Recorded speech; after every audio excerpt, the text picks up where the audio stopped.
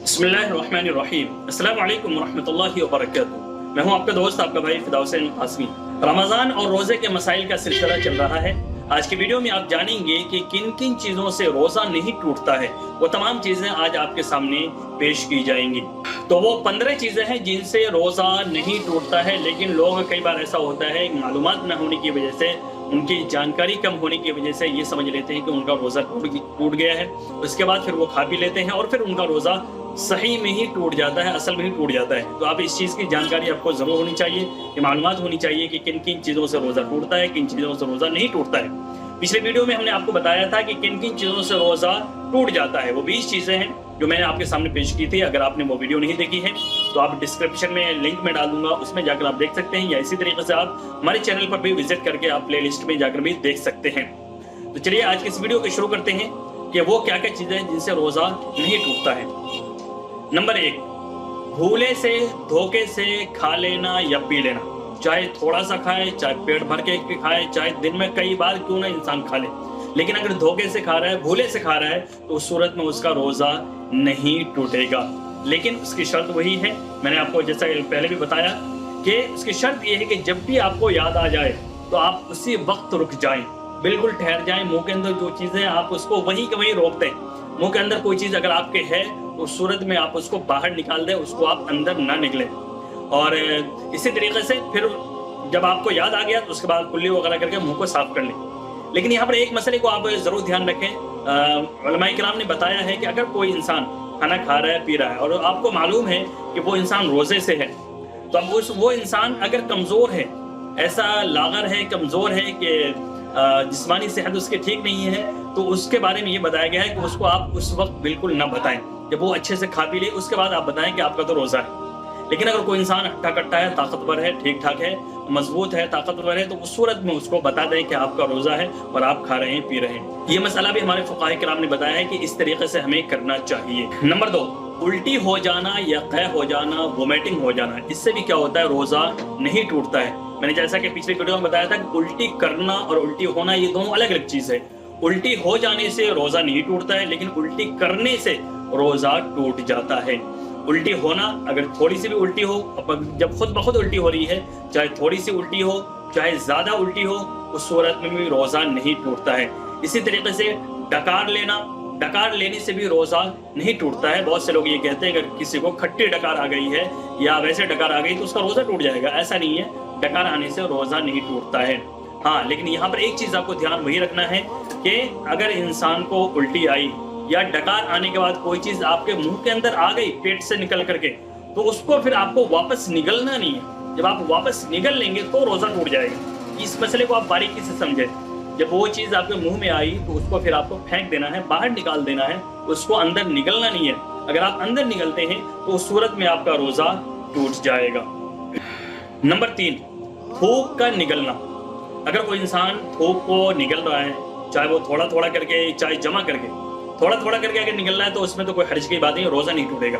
लेकिन अगर कोई इंसान जमा करके बहुत सारा थूक मुंह में जमा कर लिया, उसके बाद फिर उसको निकल रहा है, तो उस सूरत में भी रोज़ा नहीं टूटता है, रोज़ा मकरूह होता है। इंशाल्लाह जो रोज़े की मकरूहात जो चीज़ें हैं उसके अंदर मैं आपको तफसील से इसके बारे में बताऊंगा।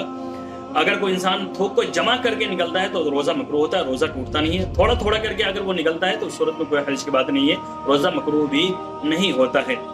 इसी तरीके से अगर किसी इंसान के मुंह में बलगम आ रहा है और बलगम आया और उसके बाद वो बलगम को निकल गया, तो उससे भी रोज़ा नहीं टूटेगा।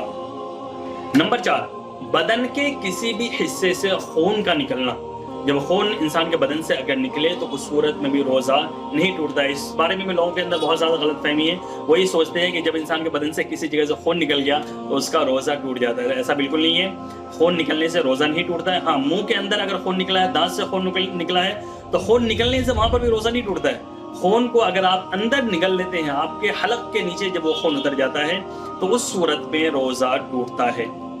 नंबर 5, खाने में नमक वगैरह का चखना, और इस तरीके से चखना कि उसका जायका या उसमें से कोई भी चीज़ हलक के अंदर ना जाए।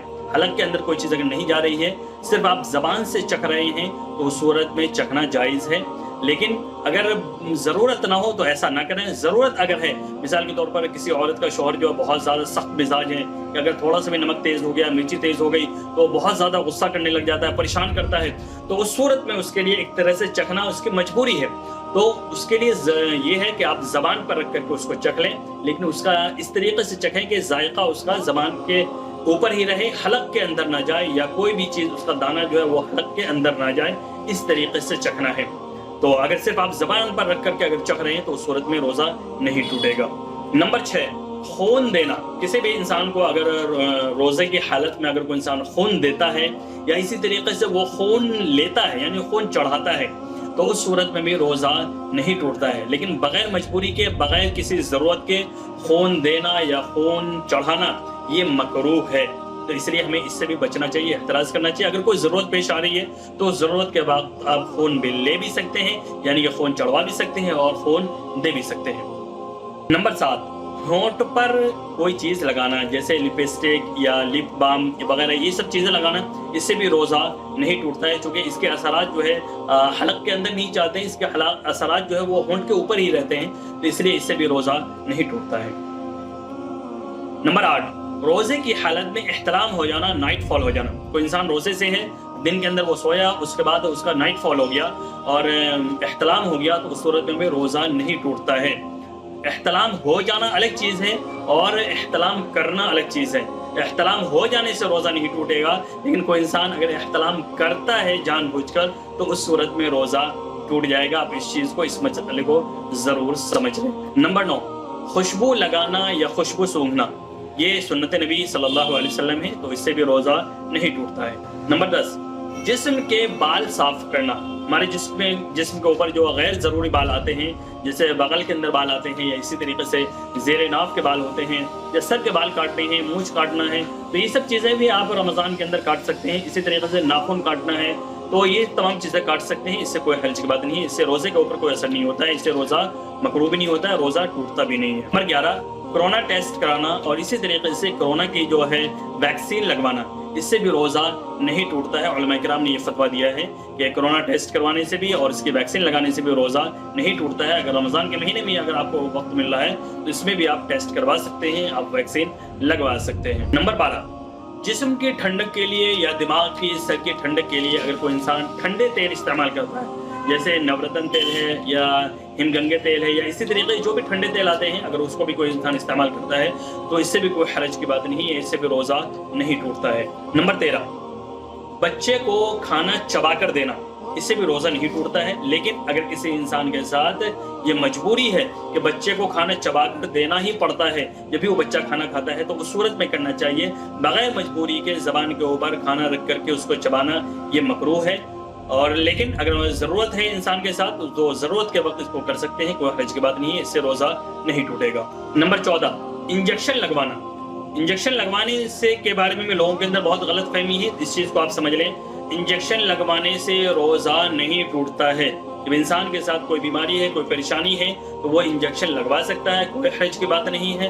لیکن بغیر کسی مجبوری کے انسان اپنی طاقت کے لیے یا اسی طریقے سے اور کسی دیگر وجہ کی وجہ سے اگر انجیکشن لگواتا ہے تو اس صورت میں روزہ مکروہ ہو جاتا ہے. نمبر 15، گلوکوز چڑھانا یا اسی طریقے سے پانی کے اندر دوائی ڈال کر کے اس کو چڑھانا، اس سے بھی روزہ نہیں ٹوٹتا ہے. اگر کسی انسان کے ساتھ کوئی بیماری ہے، کوئی پریشانی ہے تو اس صورت میں یہ چڑھا سکتا ہے، اور گلوکوز چڑھانا بھی جائز ہے اور پانی کے اندر دوائی ڈال کر کے پانی چڑھانا بھی یہ بھی جائز ہے. اس سے روزہ نہیں ٹوٹتا ہے. لیکن بغیر ضرورت کے، بغیر کسی مجبوری کے انسان اگر کرتا ہے تو اس صورت میں روزہ مکروہ ہو جائے گا. یہ 15 اہم اور ضروری چیزیں تھیں جن سے روزہ ٹوٹ جاتا ہے. ان تمام چیزوں کی تفصیلات آپ کے سامنے بیان کر دی گئی. آپ کو تفصیل سے ڈیٹیلز میں بتا دیا گیا ہے کہ کن کن چیزوں سے روزہ نہیں ٹوٹتا ہے. پچھلی ویڈیو میں ہم نے بتایا تھا کہ کن کن چیزوں سے روزہ ٹوٹتا ہے. اس ویڈیو کے اندر کن کن چیزوں سے روزہ نہیں ٹوٹتا ہے اس کی تفصیل آپ کے سامنے پیش کر دی گئی ہے. امید ہے کہ آپ حضرات کے ذہن میں اس تعلق سے جو بھی مسائل ہوں گے، جو بھی کنفیوژنس ہوں گے، جو بھی تذبذب آپ کے ذہن میں رمضان کے روزے کب ٹوٹتے ہیں، کب نہیں ٹوٹتے، ان تمام چیزوں کے بارے میں آپ کو جانکاری مل گئی ہوگی. آپ سے گزارش یہ ہے کہ آپ اس ویڈیو کو زیادہ سے زیادہ لائک کریں، شیئر کریں. ہمارے چینل کو بھی ضرور سبسکرائب کر لیں تاکہ اسی طرح کی دینی معلومات کی جو بھی ویڈیوز ہیں جب بھی ہم اپنے چینل پر اپلوڈ کریں تو اس کے نوٹیفیکیشنز آپ کو ضرور مل سکیں. تو اگلی ویڈیو تک ہمیں اجازت دیں. السلام علیکم ورحمۃ اللہ وبرکاتہ.